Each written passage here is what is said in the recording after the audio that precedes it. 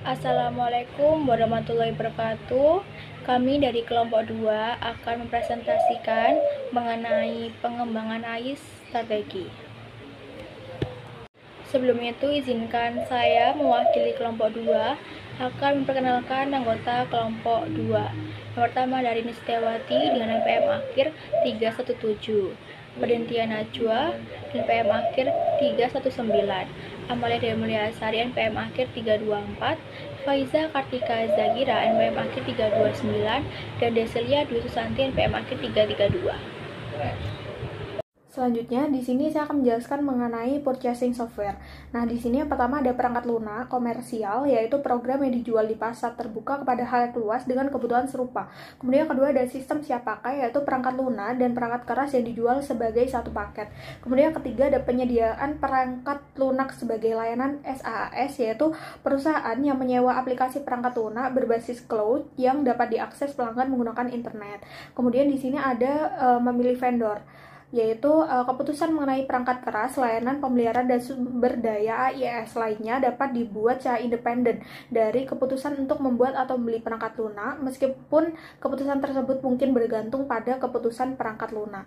Kemudian vendor itu dapat ditemukan melalui rujukan di konferensi, di majalah industri dan internet.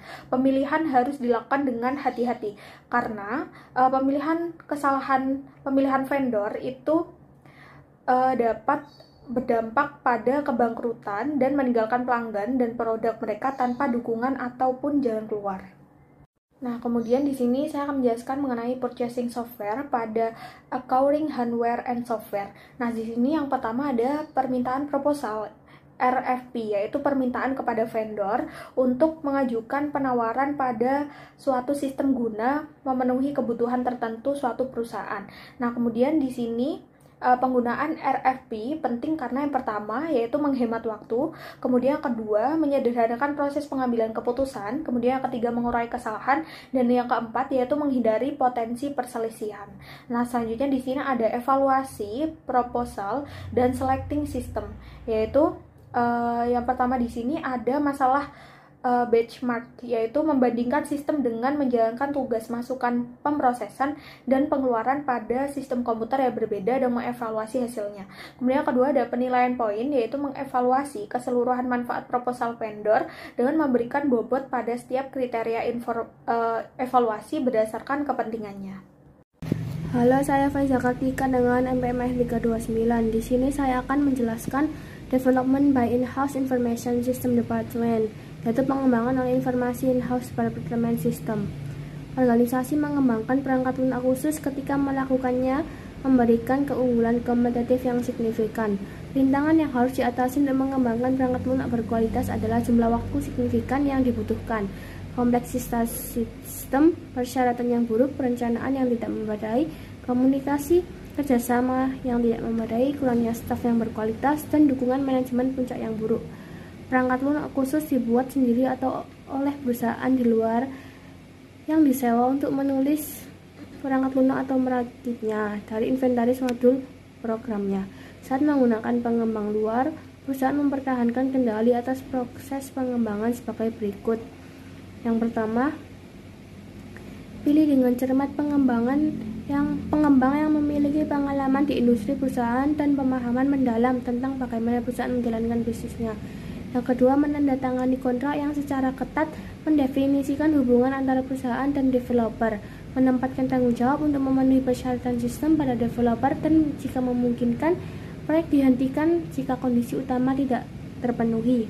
Yang ketiga, rencana proyek terperinci dan sering memantau setiap langkah dalam pengembangan. Yang keempat, sering berkomunikasi dan efektif. Yang kelima, kontrol semua biaya dan minimalkan arus kas keluar hingga proyek diterima. Selanjutnya ada End User Developed Software atau perangkat lunak yang dikembangkan pengguna akhir. End User Computing adalah pengembangan, penggunaan, dan kontrol langsung sistem informasi berbasis komputer oleh pengguna. Berikut ini adalah contoh pengembangan pengguna akhir yang sesuai. 1. Mengambil informasi dari database perusahaan untuk menghasilkan laporan sederhana atau untuk menjawab query satu kali.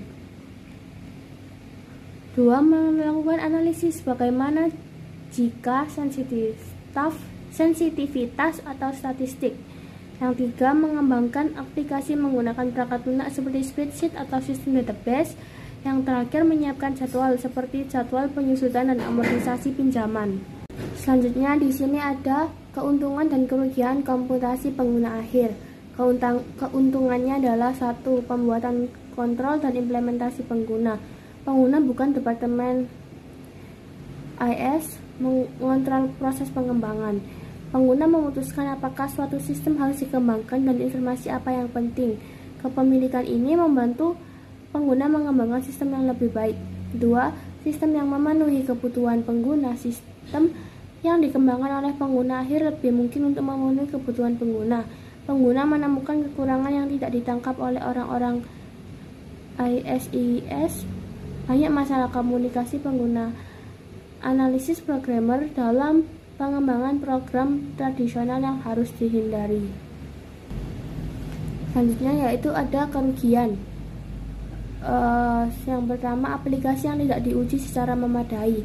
Pengguna cenderung tidak menguji aplikasi mereka secara ketat, baik karena mereka tidak menyadari perlunya melakukan atau karena kesulitan atau waktu yang terlibat. Satu perusahaan CPA 4 besar menemukan bahwa 90% model spreadsheet yang diujinya memiliki setidaknya satu kesalahan perhitungan. Dua, sistem yang tidak terkontrol dan didokumentasikan dengan baik. Banyak pengguna akhir tidak menerapkan kontrol untuk melindungi sistem mereka. Sistem yang dibuat pengguna seringkali tidak didokumentasikan dengan baik karena pengguna menganggap tugas itu membosankan atau tidak penting. Pengguna gagal menyadari bahwa tanpa dokumentasi, orang lain tidak dapat memahami cara kerja sistem mereka. Kemudian ada mengelola dan mengendalikan komputasi pengguna akhir atau EUC. Nah, organisasi harus menyeimbangkan antara kontrol dan fleksibilitas dalam EUC. Kontrol penuh oleh TI dapat menghambat manfaat, sementara tidak ada kontrol dapat menyebabkan masalah.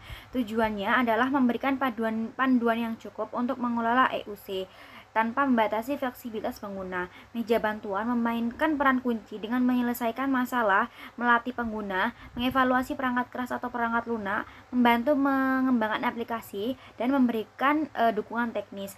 Mereka juga mengembangkan standar untuk pembelian, dokumentasi, dan keamanan sambil mengendalikan akses ke data perusahaan untuk menjaga integritas dan kerahasiaan. Selanjutnya ada mengalihdayakan sistem atau outsourcing. Nah, outsourcing melibatkan perekrutan perusahaan eksternal untuk mengelola pemrosesan data organisasi. Dalam outsourcing, mainframe penyedia dapat membeli perangkat keras klien, memperkerjakan staf IS dan mengoperasikan sistem di tempat atau dari jarak jauh. Kontrak seringkali berlangsung hingga 10 tahun dan menelan biaya jutaan. Pengalihdayan PC biasa dilakukan oleh perusahaan-perusahaan besar seperti Royal Dutch Shell yang mengalihdayakan dukungan PC untuk 8.000 PC-nya. Pengalihdayan ini dimulai dengan tugas-tugas standar seperti penggajian dengan kesepakatan besar seperti Epsom Kodak yang mengalihdayakan ke IBM, DEC, dan Business Land yang memangkas biaya secara signifikan. Nah, banyak perusahaan mengalihdayakan beberapa fungsi TI ke beberapa vendor untuk menghemat biaya dan meningkatkan fleksibilitas, meskipun manajemen TI sendiri strategis dan jarang dialihdayakan. Bisnis yang lebih kecil juga mengalihdayakan tugas-tugas seperti proses akuntansi dan TI ke perusahaan khusus. Selanjutnya ada keuntungan dan kerugian dari outsourcing. Yang pertama di sini ada keuntungan dari outsourcing, yaitu satu, fokus bisnis. Fokus bisnis di sini memungkinkan perusahaan untuk fokus pada aktivitas inti sambil mengalihdayakan tugas-tugas non inti seperti fokus kodak pada operasi inti. Yang kedua di sini ada pemanfaatan aset, yaitu meningkatkan arus kas dengan menjual aset kepada outsourcing seperti yang dilakukan Health Dimension dengan pemrosesan data. Yang ketiga di sini ada keahlian dan teknologi, yaitu menawarkan akses ke teknologi dan keahlian yang canggih seperti outsourcing Del Monte Foods untuk tetap mengikuti perkembangan teknologi. Yang keempat ada biaya lebih rendah, mengurangi biaya melalui penghematan tenaga kerja dan standarisasi seperti yang dilakukan IBM dengan mengalihdayakan programmer ke Cina. Yang kelima di sini ada pengembangan lebih cepat, yaitu outsourcing dapat mengimplementasikan sistem dengan lebih cepat dan efisien. Yang keenam ada mengelola puncak dan lembah. Outsourcing di sini membantu bisnis dengan permintaan musiman, mengurangi biaya dengan membayar berdasarkan penggunaan.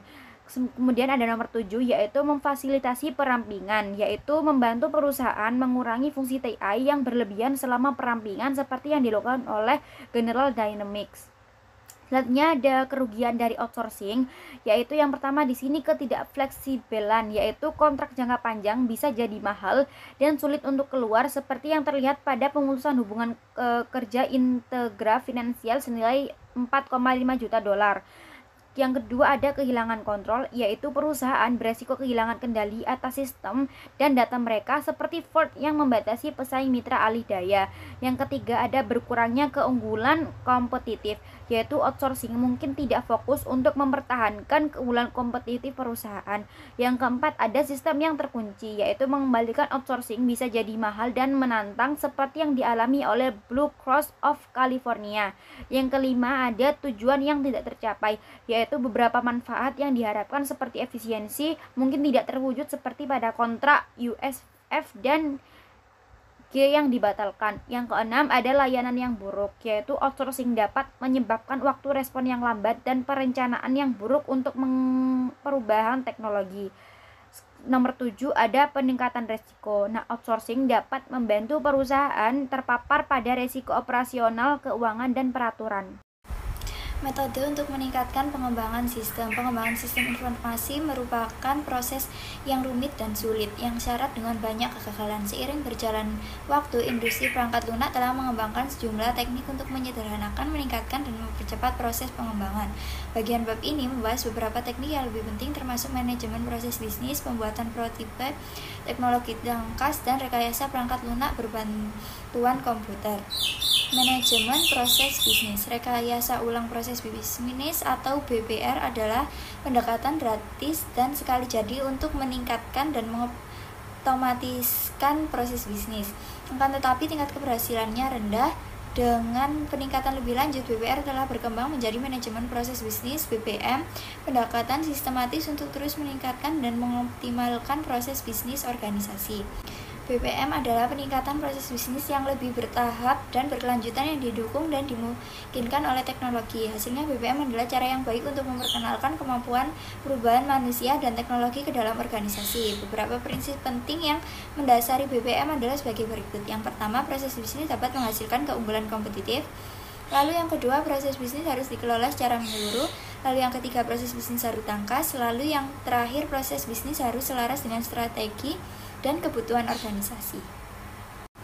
Selanjutnya, kontrol internal dalam sistem manajemen proses bisnis. Seperti sistem perencanaan sumber daya perusahaan (ERP), sistem manajemen proses bisnis (BPMS) adalah sistem yang mencakup seluruh perusahaan yang mendukung aktivitas perusahaan. Akan tetapi, sistem ERP berpusat pada data dan BPMS berpusat pada proses.